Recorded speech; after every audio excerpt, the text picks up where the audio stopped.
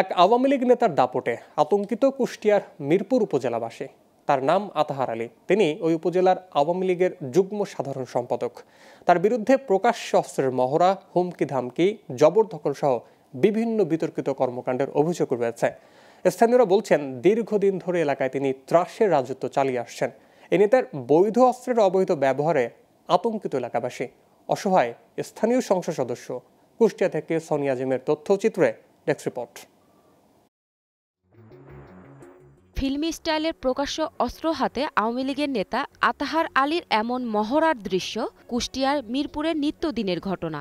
এই নেতা দীর্ঘদিন ধরে বিভিন্ন বিতর্কিত কর্মকাণ্ড চালালেও আওয়ামী লীগের পদের দাপট আর প্রশাসনের নাম ভাঙিয়ে থাকছেন ধরাছোঁয়ার বাইরে। অভিযোগ উঠেছে, যখন তখন যাকে খুশি অস্ত্র দেখিয়ে ভয়ভীতি, হুমকি ধামকি, জবরদখল সহ এই নেতার ত্রাসের আতঙ্কিত এলাকাবাসী। আমরা খুবই শঙ্কিত অবস্থায় আছি।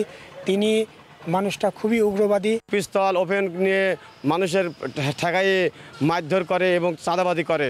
যে কেউ কথা বলতে গেলে তাকে পিস্তল ধরে, তাকে শাসায় এবং যে দোকানদার তার প্রতিবাদ করে তাকে আরো মারধর করে রাত্রে উঠায় নিয়ে যায়। দ্বাদশ জাতীয় সংসদ নির্বাচনের বিরোধের জেরে গত ১৩ এপ্রিল স্বতন্ত্র এমপি কামরুল আরিফিনের ২ সমর্থককে প্রকাশ্য গুলি করেন আওয়ামী লীগের এই নেতা। তারা এখন হাসপাতালে মৃত্যুর সঙ্গে পাঞ্জা লড়ছেন।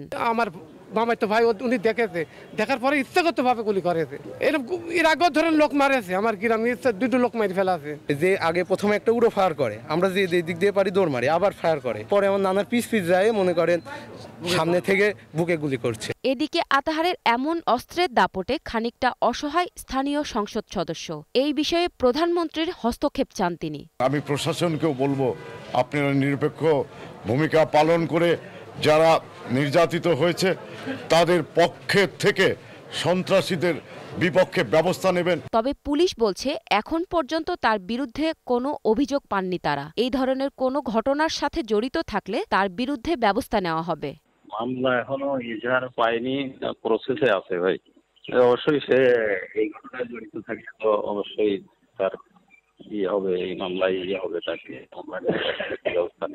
এই বিষয়ে আতাহার আলীর সাথে কয়েকবার কথা বলার চেষ্টা করা হলেও তার মুঠোফোন বন্ধ পাওয়া যায়। Global television news desk.